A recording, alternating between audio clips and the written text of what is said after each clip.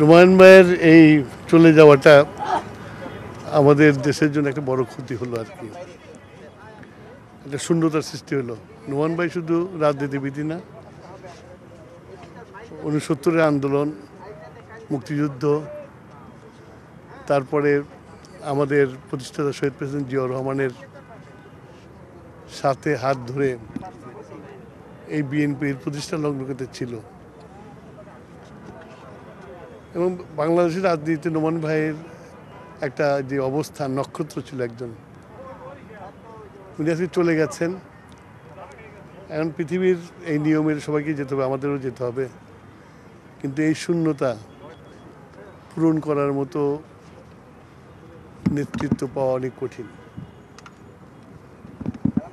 ওনার যে রাজনীতি আজকে আপনাদের সমাবেশ ছিল, স্থগিত ছিল, দীর্ঘদিন ধরে তো অসুস্থ ছিল, কিন্তু তারপরও সভা সমাবেশ ওনারও তো আজকে যাওয়ারও কথা ছিল। আজকে উনি তো প্রধান বক্তা ছিলেন। শেষ সময় এসে ওনার যে উদ্যমটা আপনাদেরকে অনুপ্রেরণা দিবে। অবশ্যই দেবে।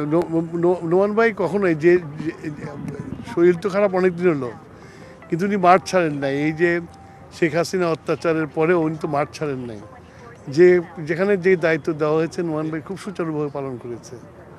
তো সেদিক দিয়ে নোমান ভাই আমাদের একটা অনুপ্রেরণা ছিল। তো তাকে হারালাম আজকে, একটা অনুপ্রেরণার জায়গা নষ্ট হয়ে গেল আর কি।